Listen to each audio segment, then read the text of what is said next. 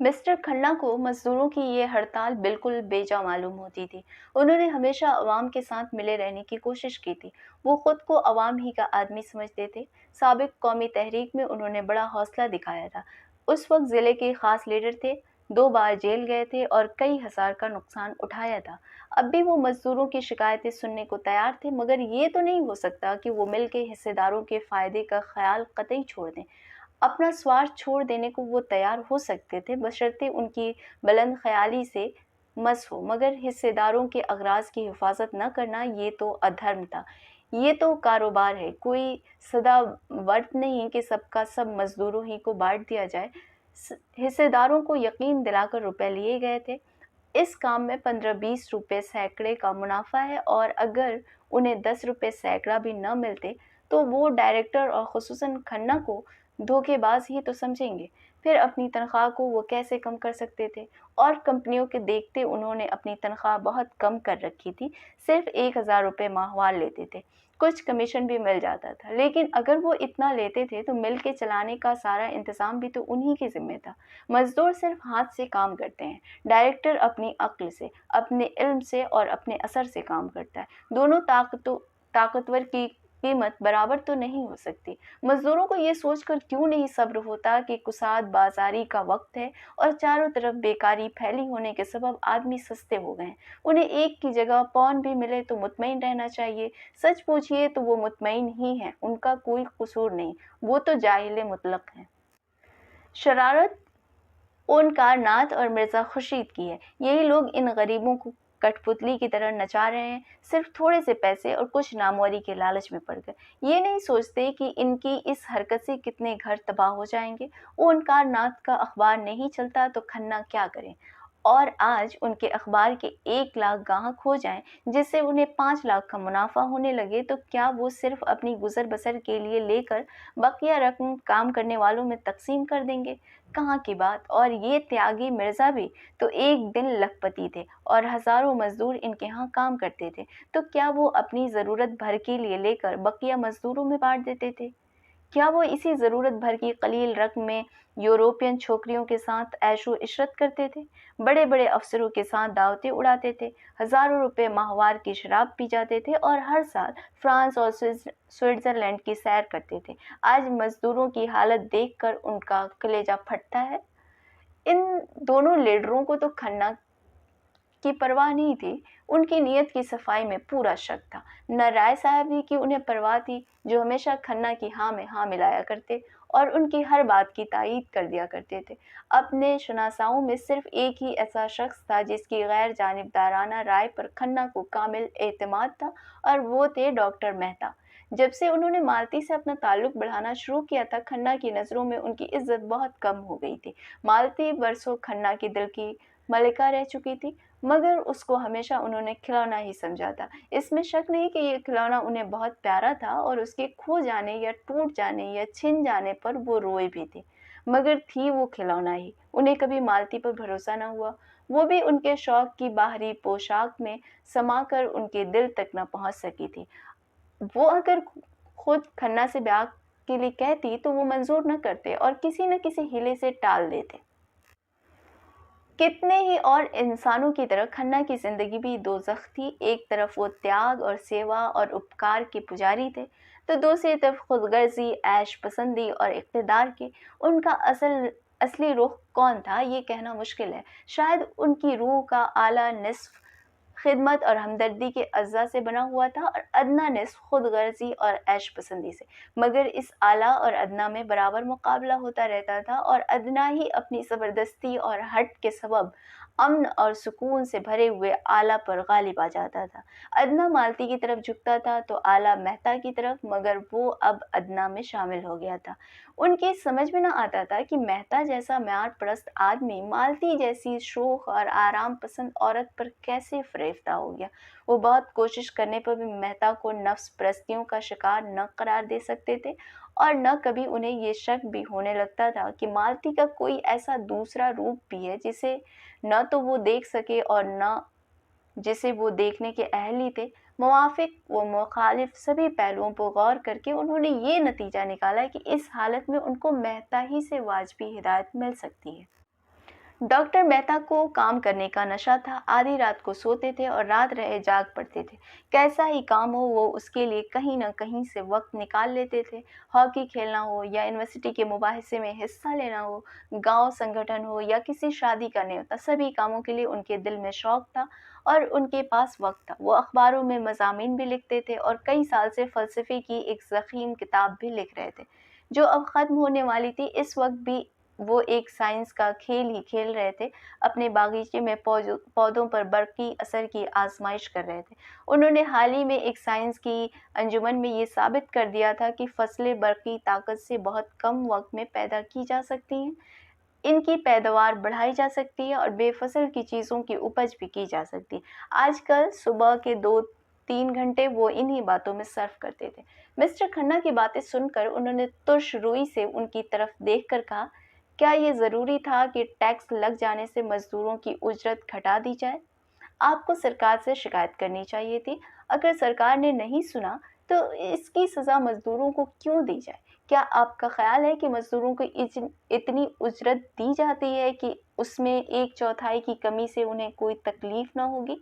आपके मज़दूर बिलों में रहते हैं, गंदे और बदबूदार बिलों में, जहां आप 1 मिनट रहें तो क़ै हो जाए। जो कपड़े वो पहनते हैं उनसे आप अपने जूते भी साफ न करेंगे। जो खाना वो खाते हैं वो आपका कुत्ता भी ना खाएगा।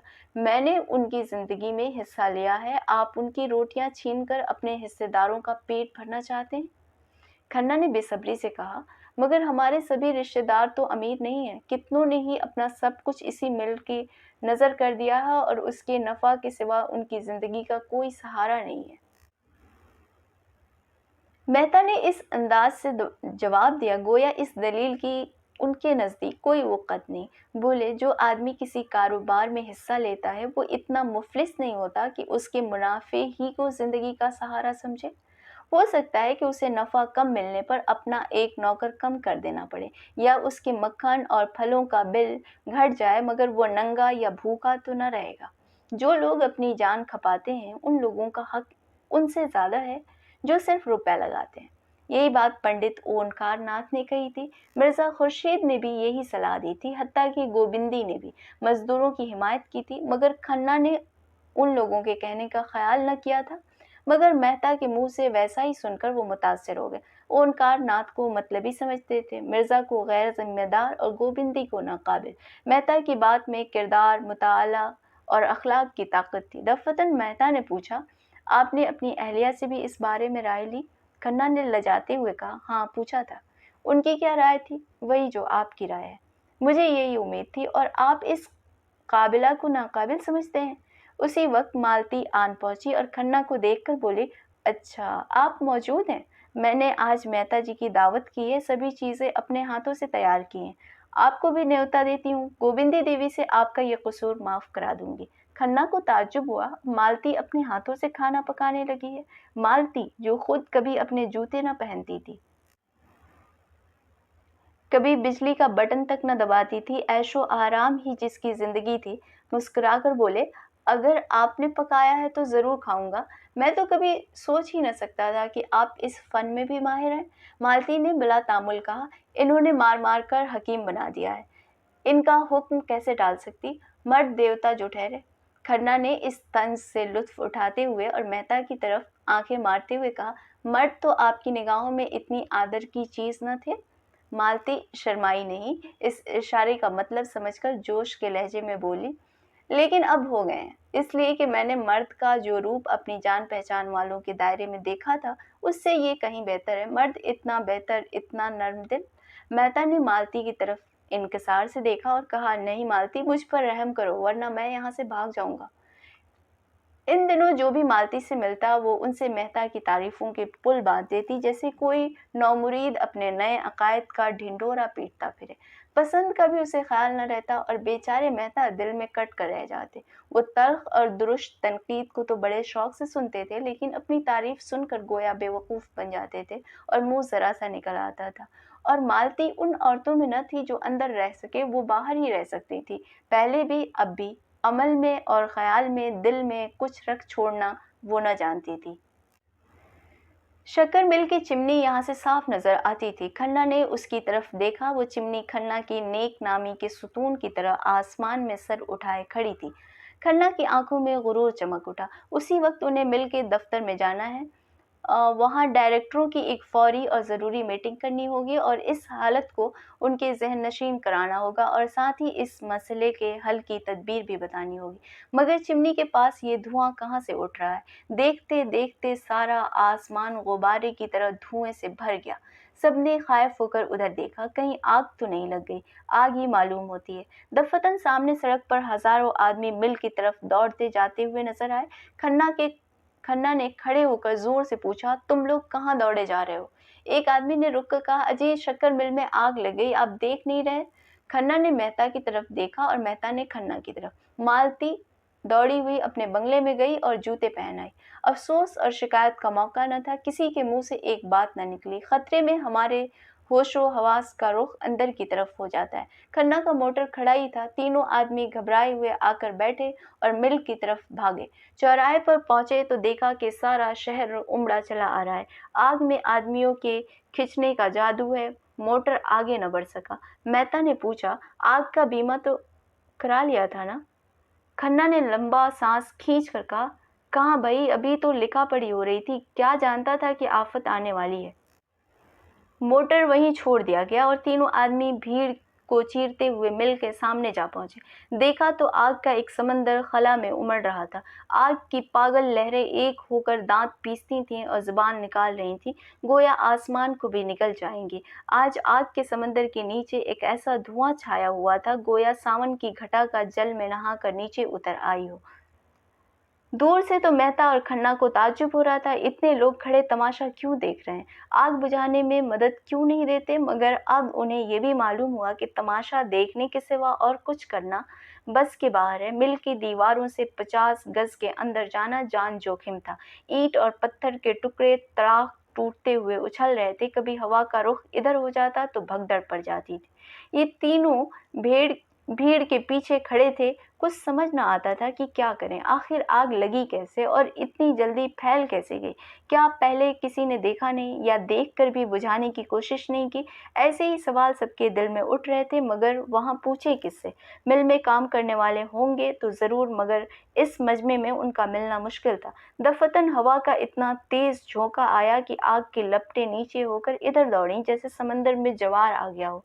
लोग सर पर पैर रखकर भागे, एक दूसरे को धक्का देते, गोया कोई शेर झपटा आता हो। शोलों में जैसे जान पड़ गई थी, जैसे हरकत आ गई थी, जैसे हजारों फन वाले शीशनाग अपने मुंह से आग उगल रहे थे। कितने ही आदमी तो धक्के में कुचल गए। खन्ना मुंह के बल गिर पड़े। मालती को मेहता साहब दोनों हाथों से पकड़े हुए थे, वरना वो जरूर कुचल गई होती। तीनों आदमी अहाते की दीवार के पास एक इमली के पेड़ के नीचे आकर रुके। खन्ना एक तरह की बेहिस माहियत के साथ मिल की चिमनी की तरफ टकटकी लगाए खड़े थे। मेहता ने पूछा, आपको ज्यादा चोट तो नहीं आई? खन्ना ने कोई जवाब न दिया। इस तरह ताकते रहे। उनकी आंखों में वो बेहिसी थी जो जुनून की अलामत है। मेहता ने उनका हाथ पकड़कर फिर पूछा, हम लोग यहाँ बेकार खड़े हैं, मुझे खौफ हो रहा है कि आपको चोट ज्यादा आ गई है, आइए लौट चलें। खन्ना ने उनकी तरफ देखा और जैसे अपनी सनक में बोले, जिसकी ये हरकत है उन्हें मैं खूब जानता हूँ। अगर उनको इसी में इत्मीनान मिलता है तो ईश्वर उनका भला करे। मुझे कुछ परवाह नहीं। आज चाहूँ तो ऐसी नई मिल खड़ी कर सकता हूँ। जी हाँ, बिल्कुल नई मिल खड़ी कर सकता हूँ। ये लोग मुझे क्या समझते हैं? मिल ने मुझे नहीं बनाया, मैंने मिल को बनाया है और मैं फिर बना सकता हूँ। मगर जिनकी ये हरकत है उन्हें मैं खाक में मिला दूंगा। मुझे सब मालूम है, रत्ती रत्ती मालूम है। मेहता ने उनका चेहरा और उनकी हरकत को देखा तो घबरा कर बोले, चलिए आपको घर पहुंचा दूं, आपकी तबीयत अच्छी नहीं है। खन्ना ने कहकहा लगाकर कहा, मेरी तबीयत अच्छी नहीं है इसलिए कि ये मिल जल गई। ऐसी मिलों को मैं चुटकियों में खो सकता हूँ। मेरा नाम खन्ना है, चंद्र प्रकाश खन्ना। मैंने अपना सब कुछ इसी मिल में लगा दिया है। पहली मिल में हमने 20% मुनाफा दिया।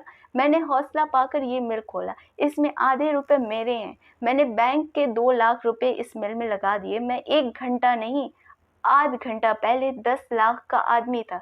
जी हाँ, 10 लाख। मगर इस वक्त फाका मस्त हूँ, नहीं दिवालिया हूँ। मुझे बैंक का 2 लाख देना है। जिस मकान में रहता हूँ वो अब मेरा नहीं है। जिस बर्तन में खाता हूँ वो भी अब मेरा नहीं है। बैंक से मैं निकाल दिया जाऊँगा। जिस खन्ना को देखकर लोग जलते थे वो खन्ना अब खाक में मिल गया है। सोसाइटी में अब मेरा कोई दर्जा नहीं है। मेरे अहबाब अब मुझे अपनी अक़ीदत का नहीं बल्कि अपने रहम का मुस्तहिक़ समझेंगे। मेरे दुश्मन मुझसे जलेंगे नहीं बल्कि मुझ पर हँसेंगे। आप नहीं जानते मिस्टर मेहता, मैंने अपने वसूलों का कितना खून किया है। कितनी रिश्वतें दी हैं, कितनी रिश्वतें ली हैं, किसानों की ईख तौलने के लिए कैसे आदमी रखे, कैसे नकली बाट रखे। क्या कीजिएगा ये सब सुनकर, मगर खन्ना अपनी ये दुर्गत कराने के लिए क्यों जिंदा रहे। जो कुछ होना है, दुनिया जितना चाहे हंसे, अहबाब जितना चाहे अफसोस करें, लोग जितनी गालियां देना चाहे दें, खन्ना अपनी आंखों से देखने और कानों से सुनने के लिए जिंदा न रहेगा। वो बेहया नहीं है, बेगैरत नहीं है। ये कहते कहते खन्ना दोनों हाथों से सर पीट कर ज़ारो कतार रोने लगे। मेहता ने उन्हें सीने से लगाकर गमगीन लहजे में कहा, खन्ना जी ज़रा सब्र से काम लीजिए। आप समझदार होकर दिल इतना छोटा करते हैं। दौलत से आदमी को जो वक़ार मिलता है वो उसका वक़ार नहीं बल्कि उसकी दौलत का वक़ार है। आप मुफ़लिस रहकर भी दोस्तों की अक़ीदत के मुस्तहिक़ रह सकते हैं और दुश्मनों की भी, बल्कि तब कोई आपका दुश्मन रहेगा ही नहीं। आइए घर चलें, ज़रा आराम कर लेने से आपका दिल ठहर जाएगा। खन्ना ने कोई जवाब न दिया। तीनों आदमी चौराहे पर पहुंचे। मोटर खड़ा था। 10 मिनट में खन्ना की कोठी में पहुंच गए। खन्ना ने उतरकर सुकून के लहजे में कहा, मोटर आप ले जाइए, अब मुझे इसकी ज़रूरत नहीं है। मालती और मेहता भी उतर पड़े। मालती ने कहा, तुम चलकर ज़रा आराम से लेटो, हम बैठकर बातचीत करेंगे, घर जाने की कोई ऐसी उजलत नहीं है। खन्ना ने ममनूनियत से उनकी तरफ देखा और भरे हुए गले से बोले, मुझसे जो खताएं हुई उन्हें बख्श देना। मालती, तुम और मेहता, बस और दुनिया में मेरा कोई नहीं है। मुझे उम्मीद है तुम दोनों मुझे अपनी नज़रों से ना गिराओगे। शायद 10-5 दिन में ये कोठी भी छोड़नी पड़े। किस्मत ने कैसी दगा की। मेहता ने कहा, मैं आपसे सच कहता हूँ खन्ना जी कि आज मेरी नज़रों में जो आपकी उक़्क़त है पहले कभी न थी। तीनों आदमी कमरे में गए। दरवाज़ा खुलने के आहट पाते ही गोबिंदी अंदर से आकर बोली, क्या आप लोग वहीं से आ रहे हैं? महाराज तो बड़ी बुरी खबर लाया है। खन्ना के दिल में ऐसा ज़बरदस्त और ना रुकने वाला तूफ़ानी जोश उठा कि वो गोबिंदी के पैरों पर गिर पड़े और उन्हें आंसुओं से तर कर दे। फिर भरे गले से बोले, हाँ प्यारी, हम तबाह हो गए।